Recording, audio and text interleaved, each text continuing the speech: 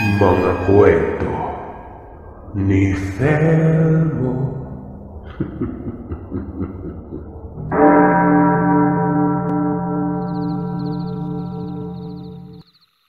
Mapagpalang araw, Sir Seth, at sa lahat ng nakikinig sa channel mo. Tawagin niyo na lamang po ako sa pangalang Ronnie. Tubong Siquijor. May gusto sana akong ibahaging kwento sa channel mo. May katagalan ng panahon ang nakalipas nang nangyari ito. Sa pagkakatanda ko ay nasa edad 16 anyos na ako nang mangyari yon. Nag-iisang anak lamang ako, kaya walang kaagapay ang aking mga magulang, kundi ako lang. Tandang-tanda ko pang hindi pa man sumisikat ang araw, ay naroroon na kami sa bukid ng mga magulang ko para magbungkal ng lupa na pagtataniman namin ng kamote. Pagtatanim ng kamote at ibang-ibang gulay ang tanging hanap buhay namin.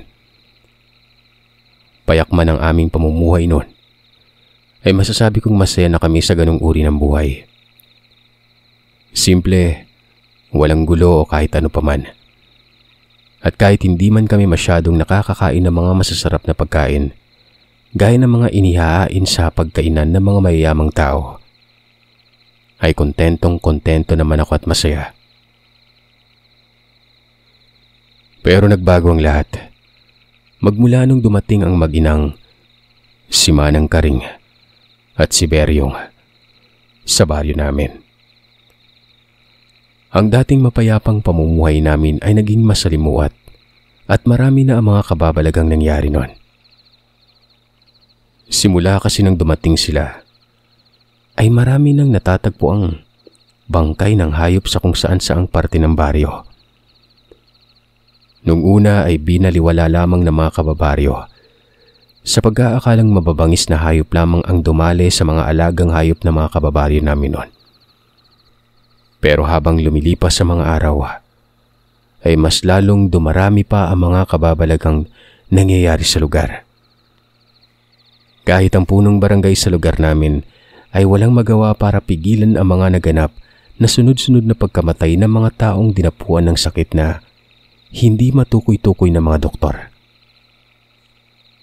Kahit na palaging rumoronda ang mga matatandang kalalakihan sa lugar, ay hindi pa rin mahuli-huli ang salaring pumapatay sa mga alagang hayop.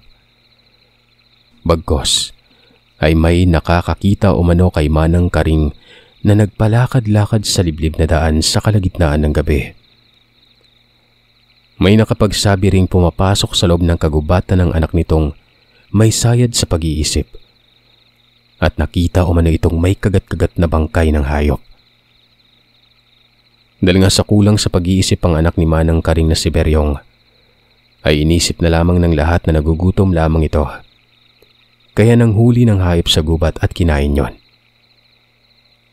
Pero sa paglipas ng mga araw, ay tila ba hindi na naging normal ang ginagawa ng lalaki. Dahil sa loob ng isang linggo, hindi lamang iisa o dalawang beses itong nakikitang pumapasok sa loob ng kagubatan para manginain ng mga buhay na hayop. Dahil nga sa mga kakaibang ikinikilos na mag-ina, ay malakas ang hinala ng lahat na may kinalaman ng mga ito sa mga kababalagang nangyayari sa baryong yon. Idagdag pang nalaman kong galit na galit ang mag-ina sa mga taong naninirahan sa baryo. Pero hindi ko alam kung bakit at kung ano ang dahilan ng pinaghuhugutan ng matinding galit na nararamdaman ni Manang Karing. Tay, Nay, bakit po galit na galit yung pamilya ng matandang yun sa mga taga rito sa atin? Simula kasi nung dumating sila, marami na akong kuro-kurong naririnig patungkol sa pamilya niya eh. Tumikim ang aking ina sa tanong ko. Saglit na itinigil ang pagsubo ng pagkain. Pagkatapos ay nagkatinginan silang dalawa ni tatay. Ayon kay nanay, noong kadalagahan niya umano ay may isang pamilya ang nakatira sa baryo at ang pamilyang yon ay ang pamilya ni Karing. Nakatira sa dulong baryo at malayo na sa kabayan. Dagdag pa nito, Mabait at pala kaibigan ng pamilya ng matanda nun. Kaya lahat ng mga taga-baryo ay halos malapit na sa pamilya ni Manang Karing. Pero isang araw, bigla na lamang nagbago ang lahat sa kadahilan ng may nakitang bangkay malapit sa bahay ng matanda. Wakwak ang tiyan at wala ng lamang loob. May mga bakas ng kalmot rin sa buong katawan ang bangkay na ito. Kaya naman malakas ang hinana ng lahat na aswang ang dumalay sa kaawa-awang bangkay ng taong yon. Dahil nga sa pinaghihinalaan ng lahat na ang pamilya ni Manang Karing ay kampo ng mga aswang. Kaya naman sila kaagad ang naisip ng lahat na bumiktima sa bangkay na natatnan malapit sa bakuran ng bahay nila noon. Galit na galit ang lahat ng mga taga-baryo. Sa galit umano ng mga kababaryo ay sama-samang sinugod ang bahay ni Manang Karing at walang pag-aalinlangang sinunog yon habang nasa kasarapan ng tulog ang mismong pamilya ng matanda. Kalagitnaan niya ng gabi, kaya walang kamalay-malay ang pamilya ng matandang unti-unti na pala silang tinutupok ng apoy sa loob ng kanilang bahay. Dahil sa yari lamang sa amakan ng bahay nito, kung kaya't mabilisang kumalat ang apoy na naging dahilan ng pagkamatay ng 2 anak at asawa ni Karing. Ang tanging nakaligtas lamang ay ang panganay na anak na nasa edad 16 na taon pa lang at ang matandang si Karing. Alam mo ba kung anong pinakamasakit? Tanong ng aking ina. Ang pinakamalungkot pa na nangyari ay noong nahagip ng apoy ang kaliwang mukha ng panganay ng anak ni Manang Karing. Ni isa man sa mga kapitbahay namin, walang nagtangkang tumulong sa matanda para dalhin sa pagamutan ng anak niya. Sinabihan ko ang aking ina, Sir Seth, na papanong may tutulong sila nga mismong sumunog sa bahay ng matanda. Kaya ano pa bang dapat asahan ng matandag yon sa mga taong tinalo pa ang mga halang ang kaluluwa? Bumuntong hininga na lamang si nanay nun. Sila lola at lolo nay, ikaw, nasaan kayo nung mga panahong tinangkang sunugin ng mga tao yung bahay ni Manang Karing? Ayon naman kay nanay, wala umano sila sa baryo nang mangyari yon. Nasa Karatig sitio sila dahil may inaasikaso ang mga magulang niya. Kapansin-pansin ang biglang pagtahimik ni tatay habang pinapakinggan lamang ang usapan naming dalawa ni nanay. Hindi siya sumasabat sa usapan. Pagkatapos noon ay tinanong ko kung ano ang nangyari. Sa pagkakaalam ni nanay, dumating ang kapitan ng barangay. Ito na ang tumulong kay Manang Karing at sa anak nitong maisugod sa pagamutan. Pero matapos maihatid ang mag-ina, bumalik ang kapitan para imbestigahan kung ano nga ba talagang nangyari. Matamang nakikinig lamang ako sa aking ina habang nagkikwento ito tungkol sa mga nangyari noon sa matandang si Manang Karing. At doon nga mga kagiliw, ay nalaman kong hindi pala aswang ang pumatay sa bangkay na natagpuan malapit sa bakuran ng bahay nila. Dahil makalipas lamang ang ilang araw mula nang nawala ang mag-ina, ay may nahuling mabangis na hayop ang mga kababaryo. At ang mas nakakapangilabot, ay nakita mismo ng mga mata ng mga mangangasong aakyat sana na bundok kung paanong pagpira-pirasuhin at lantakan ng mabangis na hayop na yon ang bangkay ng mismong kauri nito. Wika pa ng aking ina. Sinubukan naman hanapin ng mga taga-baryong may kinalaman sa pagsunog ng bahay si Manang Karing pero kahit saang kasulok-sulukan ng baryo nila hinahanap ang matanda, hindi nila ito makita. Kahit pa nga sa mga karatig baryo ay wala ang matanda nun. Halos hindi ako makapaniwala sa isiniwalat ng aking ina. Hindi ko lubos sa kalaing ganun pala kalupit ang nangyari sa matanda at sa pamilya nito. Kaya pala napapansin kong tila ba kinatatakutan at iniiwasan ito ng ibang mga kapitbahay namin. Sinabi pa ng aking inang malakas ang hinala ng lahat na kaya bumalik si Manang Karing sa baryo para magigante. Pinagbilinan ako ng aking ama na wag nang masyadong magpaabot ng dilim sa daan. Wala umanong pinipili ang mga nilalang kung sino ang gusto nilang bibiktimahin. At kapag nakita o makasalubong ko umano si Manang Karing, umiwas na lang para hindi na ako madamay o hindi magawan ng hindi maganda ng matandang yon. Tumango ako at sinabi sa kanilang huwag sila mag-alala. Isang araw, habang nag-ayos ako ng bakuran kasama ang matalik kong kaibigang si Mario, nakita kong naglalakad si Manang Karing papadaan. Masama ang mga titig na pinukol sa akin ng matandang yon. Kaya naman agaran akong umiwas ng tingin at nagkunwaring hindi napansin ito. Pero habang papalapit sa kinaroroonan namin ni Mario ang matanda, may kakaiba na akong nararamdaman. Kabadong-kabado ako noon. Hindi ko talaga alam kung bakit. Pinagpapawisan na rin ako ng malamig at panay ang paglunok ko ng laway. Tinanong pa nga ako noon ni Mario kung ayos lamang ako. Tumango lamang ako noon.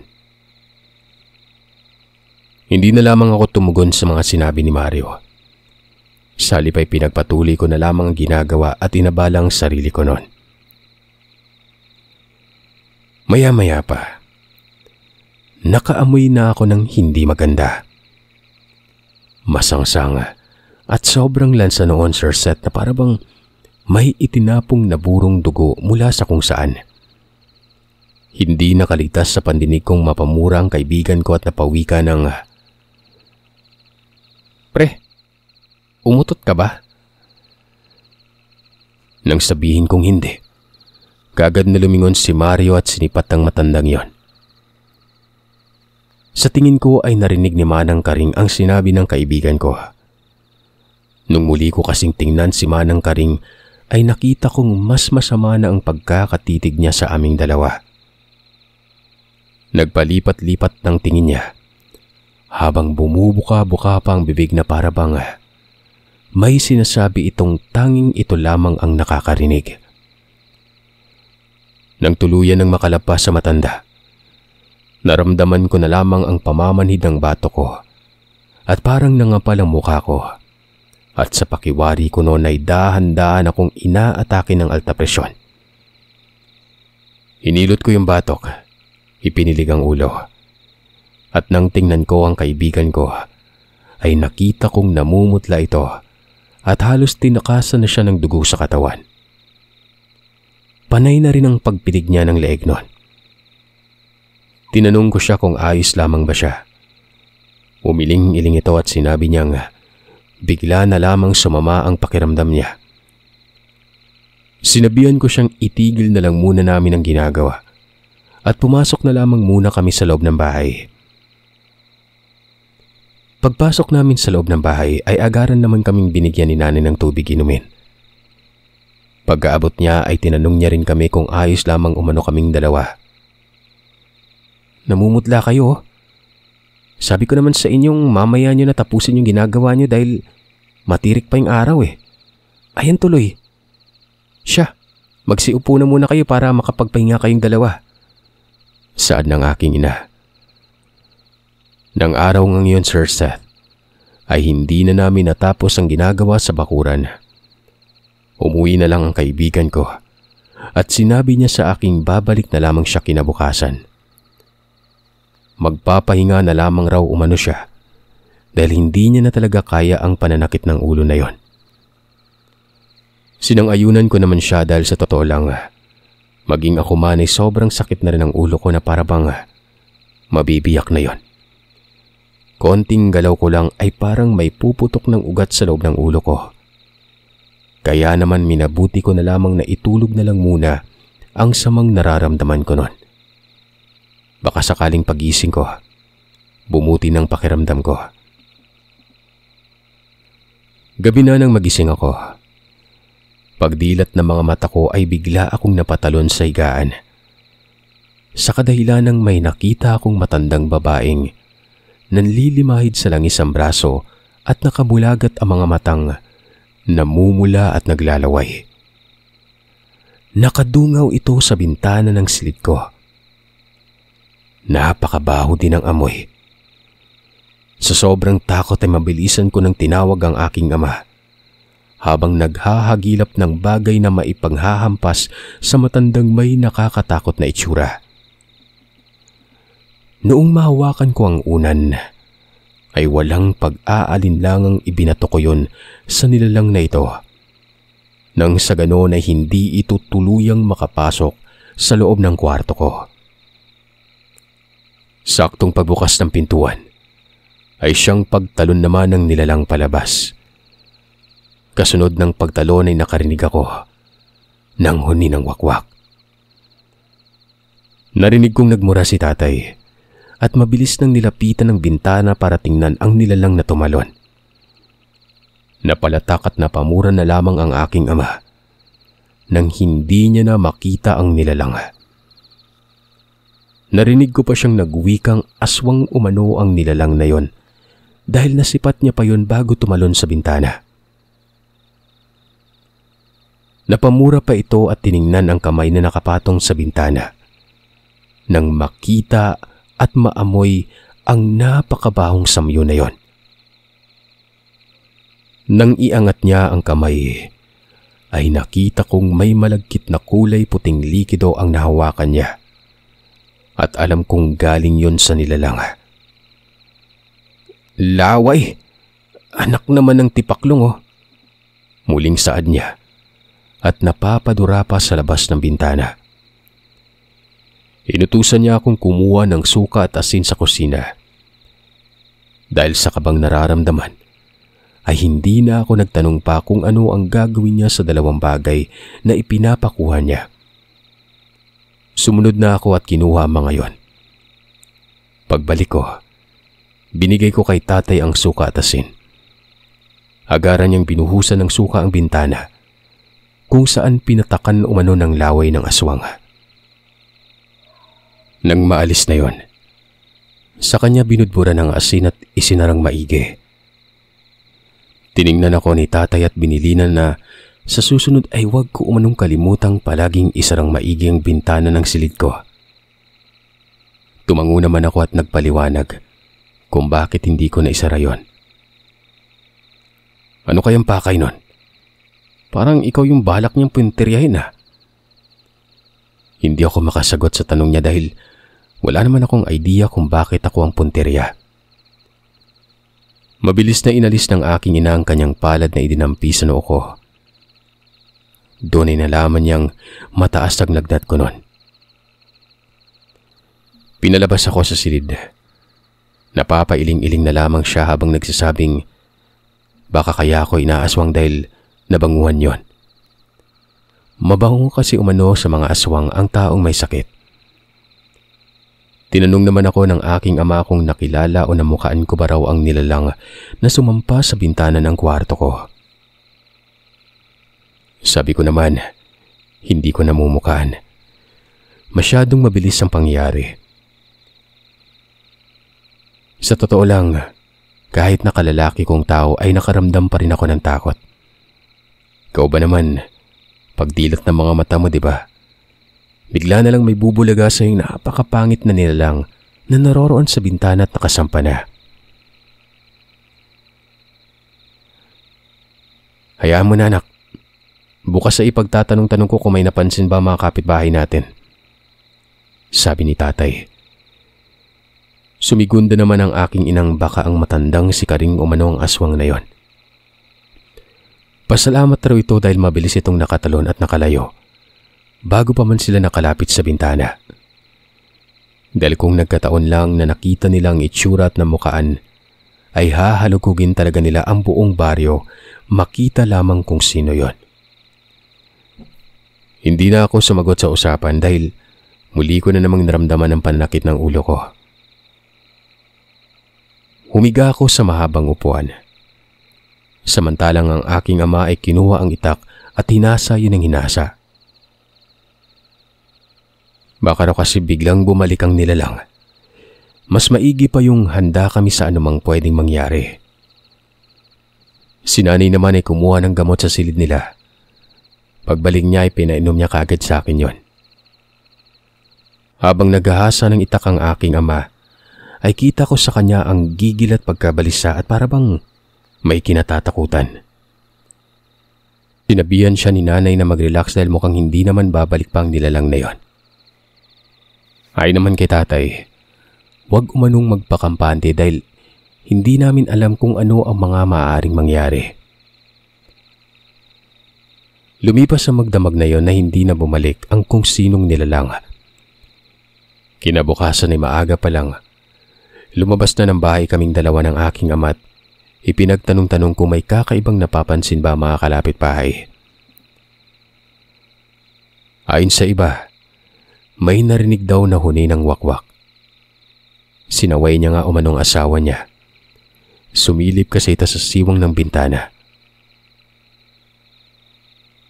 Nagkatawanan ng mga kalapit-bahay na nakikiosyoso rin sa usapan na yon. Matapos namin marinig ang sagot na yon ng isa sa mga kalapit-bahay namin, kakamot-kamot naman sa ulo ang asawa ng matanda at tila ba nahihiya ito sa sinabi ng kanyang asawa. Nagtanong-tanong pa kami sa ibang kabayan pero lahat sila ay wala umanong napansing kakaiba sa paligid. Pero nakarinig umano sila ng malakas na huni ng wakwak nun. Sa kakatanong naming mag-ama tungkol dito, ay hindi na namin namalayang nagawi na pala kami sa bahay ng matanda. Sa bungad pa lamang ng bakuran ng kubo nito, ay nakalanghap na ako ng napakasangsang na amoy. Hindi naman sa pag-iinarte, pero ng mga sandaling yon, napatakip na lamang ako sa ilong. Hindi ko na matiis pa ang umaalingasaw na amoy na yon. Habang papalapit kasi kami ng papalapit sa bahay ng matanda ay mas lalo pang umalingasaw ang napakabahong amoy. At umabot na yun sa puntong nanunuot na sa kalamnan ko at konti na lang ay masusuka na ako. Manang Karing, may napansin ka bang kakaiba kagabi? Alam mo kasi may aswang na nagawi kagabi sa bahay namin eh. Pasalamat lang talaga yun at nakatalon kagad sa bintana. Dahil kung nagkataong naabutan ko yun, nako, sisiguraduhin kong mata lang ang walang latay sa aswang na yun. Nanggigil na wika ng aking ama. Napansin kong ipinapakita niya sa matanda kung gaano siya kagalit na parabang itong pinatatamaan niya sa mga salitang binibitawan. Sabi naman ng matanda, bakit sa kanya tinatanong ang bagay na yon? Naroroon lamang umano ito sa loob ng bahay at hindi siya palalabas. Wala umano siyang kamalay-malay. Kakaibang pagkakangisi ng matanda habang kinakausap ito ng aking ama. Hindi ko mawari kung bakit pero napapansin kong habang tumatagal na pinagmamasdan ko ang matanda, ay parang may kakaibang kislap sa mga mata nito. Hindi rin makatingin ng diretsyo ang matanda sa aking ama. Napakalikot ng kanyang mga mata. Sigurado ka? Alam mo kasi wala namang ibang pwedeng paghinalaan eh. Alam naman natin na noon pa ikaw ang pinaghihinalaang aswang dito sa lugar natin. Kaya ka nga sa pilitang pinaalis ng mga taong baryo, di ba? Limot mo na ba yon? Nanlisik ang mga mata ng matanda at nanginginig-ginig ang mga kamay nitong mahaba na merong may itim na kuko. Kulang na lamang ay sugurin nito ang aking ama't pagkakalmutin nun. Ay, tama na po yan. Huwag po kayong basta-basta magbitaw ng hindi maganda. Wala naman po tayong patunay eh. Awat ko nun. Dahil napansin ko ring humihigpit na ang pagkakahawak nito sa itak na bitbit.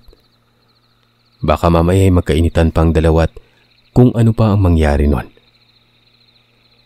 Maya-maya pa, nabaling ang tingin ng matanda sa akin. Kaya naman bahagya akong napatras dahil bigla akong nakaramdam ng takot. Kung hindi pa ako tinapik ni tatay sa balikat, ay hindi ko pa namalayang kanina pa pala ako nakatitig kay Manang Karing.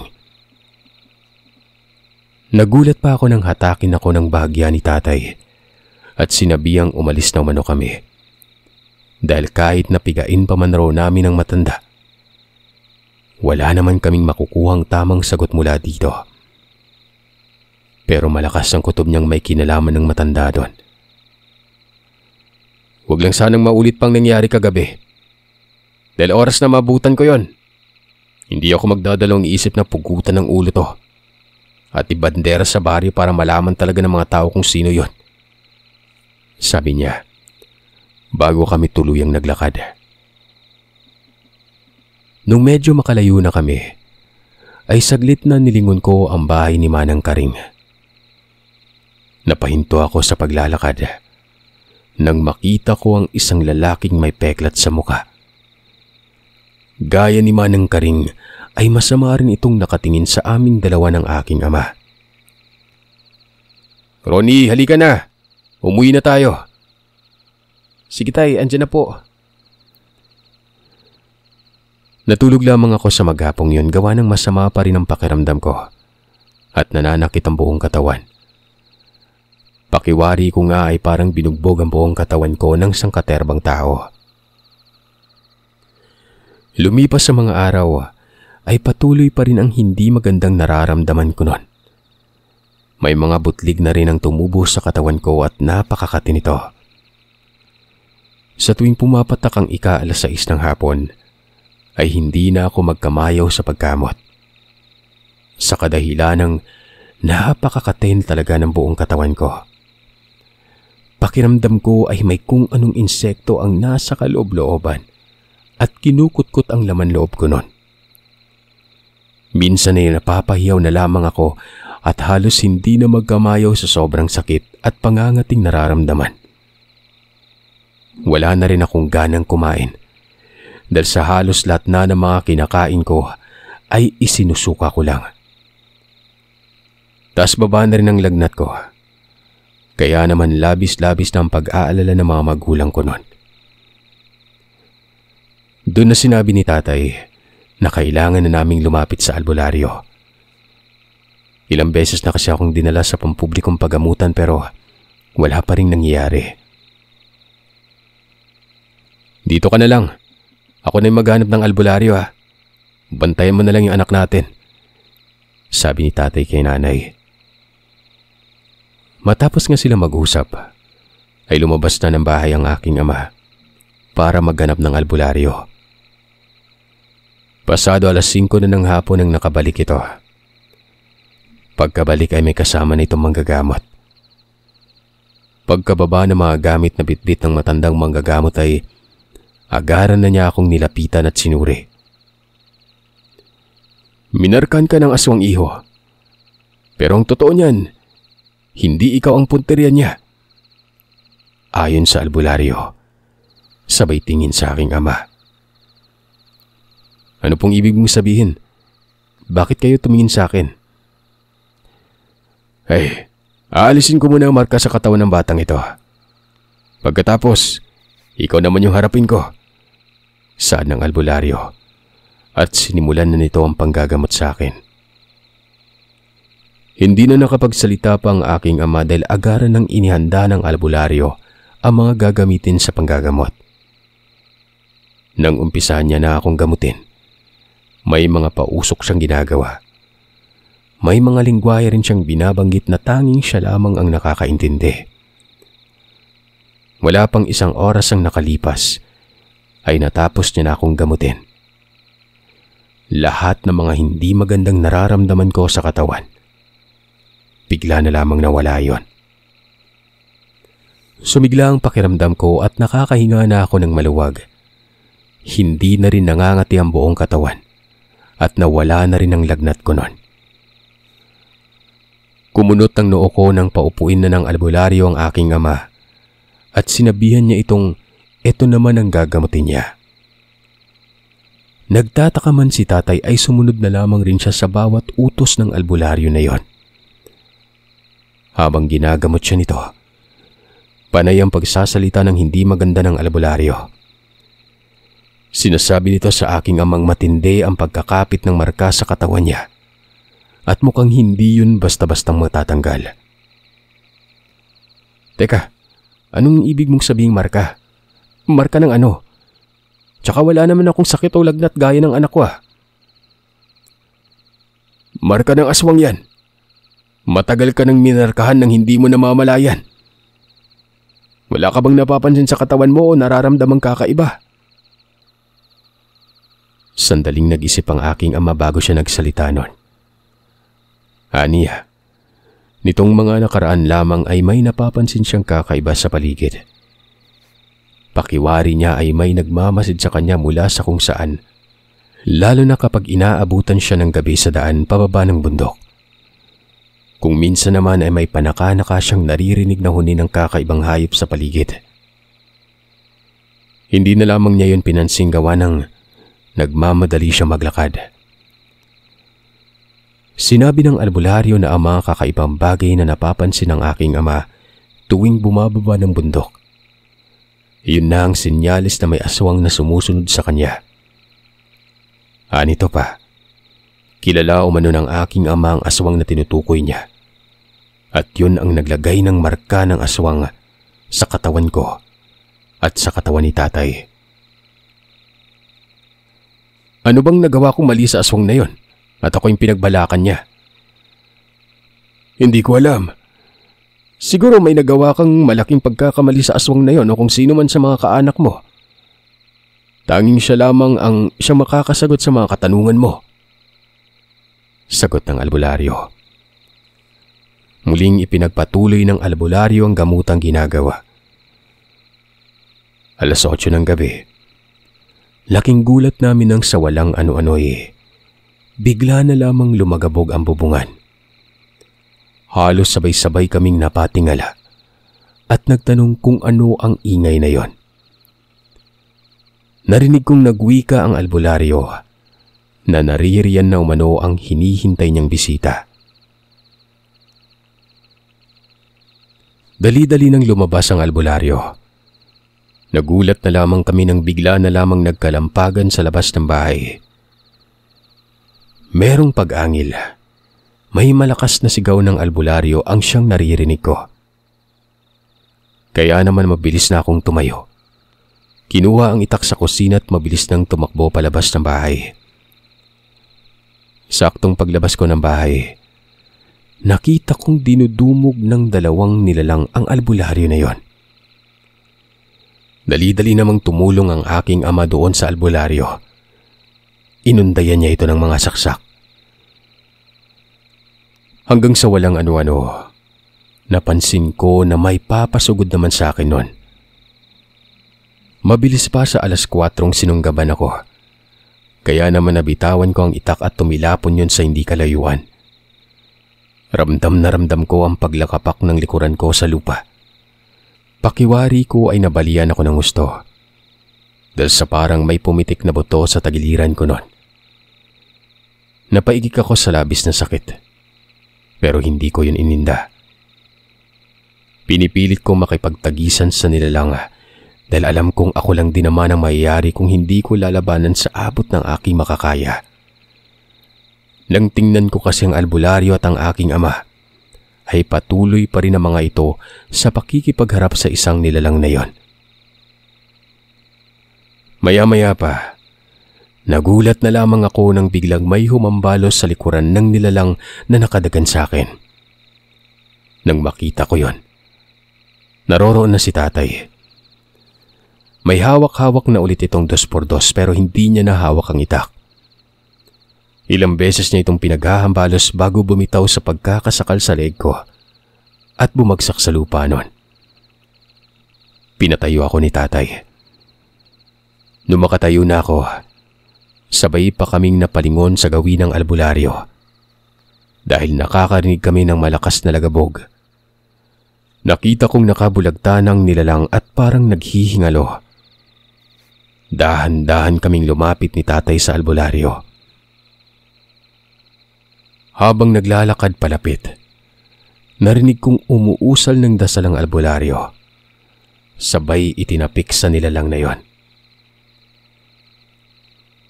Wala pang ilang segundo, bigla na lamang nagbago ang anyo ng nilalang. Mas nanlaki ang mga mata ko nang makita ko ito na nangihinang nakabulagta sa harapan ng albularyo. Yun ay walang iba, kundi si Manang Karing. Mapupula pa ang mga mata niya at kahit na naghihingalo, mababakas pa rin sa mukha nito ang matinding galit nun. Bago pa man malagutan ng hininga ang matanda, tinitigan nito ang aking ama at sinabing kahit na sa huling hininga niya, pipilitin niyang gumante sa angkan nila tatay. Dahil ang nanay umano nito ang siyang dahilan kung bakit sinugod siya ng mga taong baryo at sinunog ang bahay kaya't nasawi ang pamilya niya. Hindi na pinatapos pa ng albularyo ang sasabihin ng matanda dahil kinitilan niya na ito ng buhay. Nang makabalik na kami sa loob ng bahay, saka pa lamang nagkwento si tatay na totoong ang kanyang ina ang nagpakalat na aswang ang pamilya ni Manang Karing. Alam niya yon. Ang totoo nga niya ay nakailang beses niya pang pinigilan ng kanyang inang huwag ipagkalat ang tungkol sa pamilya ng matanda. Pero hindi yun nakinig. Sinabi niya ring hindi namatay sa sakit ang kanyang ina dahil malakas ang paniniwala niyang pinatay ito ni Manang Karing. Matapos mamatay ang kanyang ina sa hindi malamang dahilan o kung anumang sakit ay sumunod na rin ang kanyang ama nun at ang kanyang dalawang kapatid. Ayon pa nga sa albularyo, mabuti na lamang at siya ang nilapitan ni tatay. Dahil tinanggal niya kaagad ang marka sa katawan nito bago pa man gumawa ng hindi maganda ang nilalang na yon. Balak talaga ng aswang na yung na maghigante. Lahat ng may kinalaman sa pagkamatay ng pamilya nito ay hindi nito tinitigilan hanggat hindi maubos. Hindi ako makapaniwala sa sinabi ni tatay dahil ang buong akala ko ay walang kinalaman ng kanyang mga magulang. Yun pala, sila ang pasimuno. Kaya pala ganun na lamang ang takot na nararamdaman ng aking ama nung unang makasalubong niya. Ang matandang si Manang Karing.